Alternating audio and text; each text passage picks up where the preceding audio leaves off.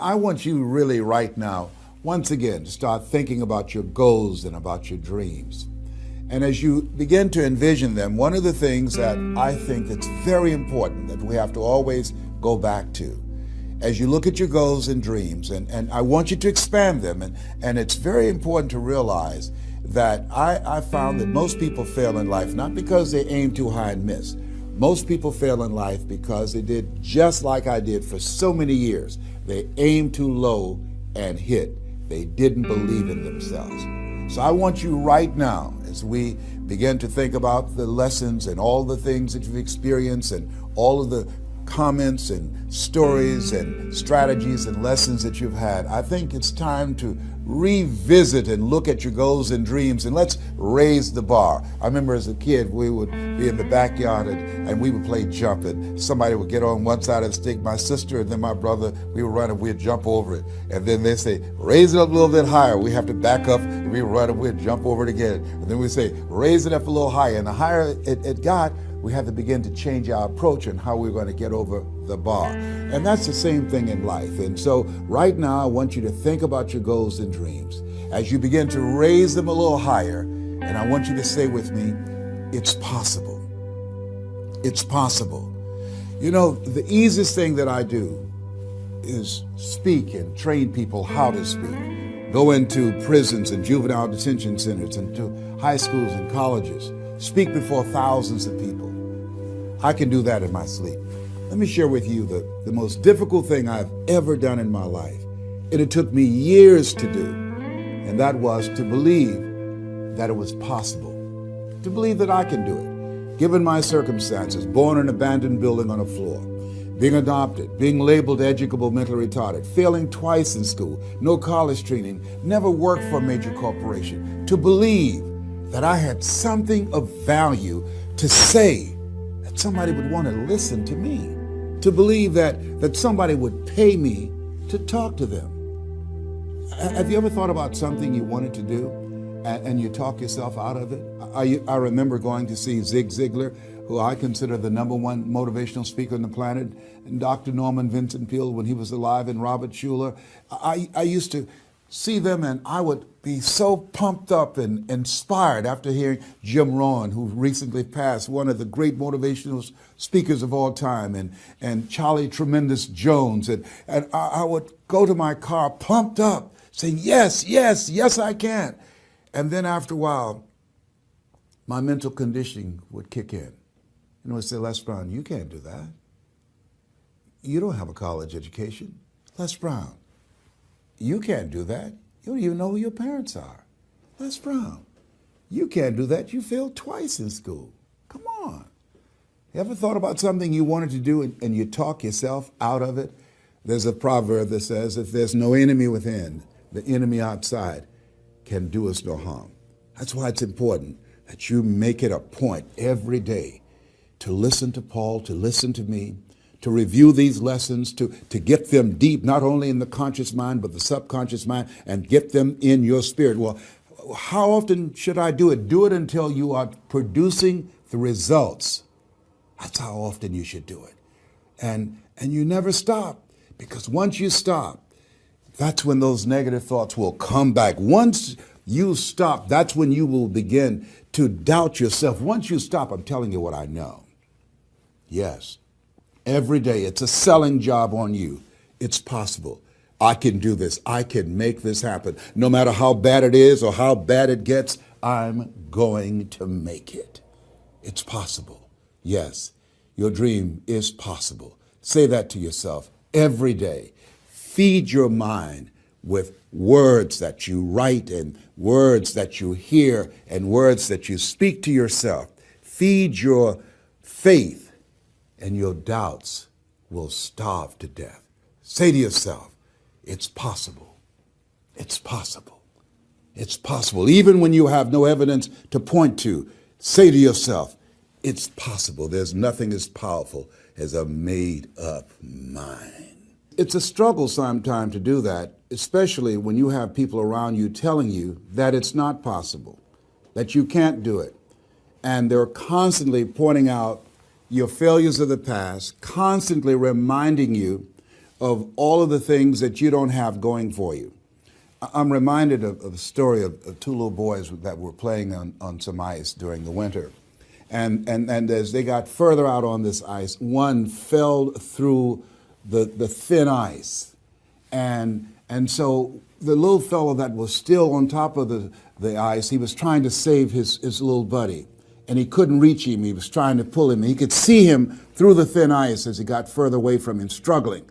And he couldn't reach him, and he's trying to break the ice, and he couldn't do it. And he looked around, and he saw a tree in the distance, and he ran, and he got up on the tree, and he pulled and broke down an enormous-sized branch and came back and savagely began to beat that ice and broke it. And miraculously, he saved his friend. And when the paramedics came, and they were able to revive this little boy, they were scratching their heads. They're trying to figure this out. Said, how could this little pruny fellow go up in a tree and break off a branch this size and then come back and beat and break the ice and save his friend? They thought it was just miraculous. It was baffling. And an old guy who was there said, I can tell you how he did it. And they said, how? How did he do it? And he said, there was no one here to tell him that he couldn't do it. Whoa. What could you do?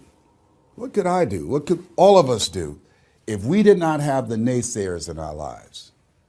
That we believe naively, like that little boy, that it was possible. What would you do if failure was not on the table? Do you realize that 87% of people allow the fear of failure to outweigh their desire to succeed because they've been convinced by the evidence, by being practical, by being logical, by being realistic. I did that. Leslie, yes. You're going to speak for corporations? Yes. Leslie, do they have a college education? Yes. Do you? Wesley, you know that I don't have a college education. Leslie, are these people experienced? Yes. Are there people with PhDs and MBAs that they could choose rather than choose you? Yes.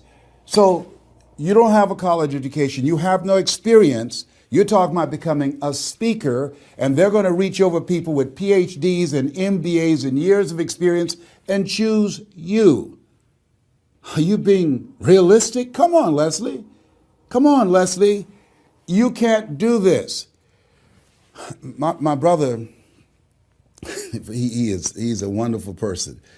And he constantly reminded me that I couldn't do what I'm doing now. But that really wasn't the bad part. The real bad part was I convinced myself that I couldn't do it. Not only because of those things that he pointed out, being practical and realistic, but also that within myself, I didn't believe what Mike Williams, my mentor, said was possible for me. Have you ever had somebody who believed and saw something for you that you didn't see for yourself? And here's how I escaped that. I discovered that sometimes you have to believe in somebody's belief in you until your belief kicks in. So here's what I am believing for you. The goals that you right now have, the things that you have envisioned for yourself, this is a reflection, what you've done thus far and what you are engaged in doing is what's possible for you right now. But there's even more. You don't even know what's in the future. Eye has not seen, ear has not heard. If you believe in yourself, if you constantly remind yourself after every defeat, after every setback, every time you get knocked down, I've got a saying, if life knocks you down, try and land on your back, because if you can look up, you can get up. See, a lot of people, because of failure, they stop believing. Let me share something with you. You will fail your way to success. Yes. 8 out of 10 millionaires have been financially bankrupt. You will fail your way to success. It doesn't matter how many times you fail. It doesn't matter how many times people tell you that you can't do it. It doesn't matter if you don't have a dime in the bank. You will fail your way to success. What's very important is you're believing in yourself. You're constantly saying, somehow, some way, I'm going to make it. I remember a lady out of Detroit, Michigan. They call her Martha Jean the Queen.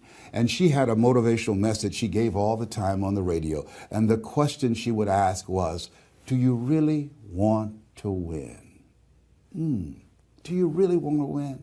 And she said, if you really want to win in life, you've got to believe in yourself when no one else does. You've got to believe in yourself. See, it's easy to believe in yourself and to have faith if you have a good bill of health, if your relationship is working out fine, if you have money in the bank, if you have a secure job, if your mortgage note is paid current, if the children are acting like they have good sense.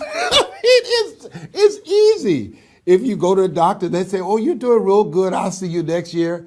It's easy to have faith then. Let me tell you when it's really tough to have faith.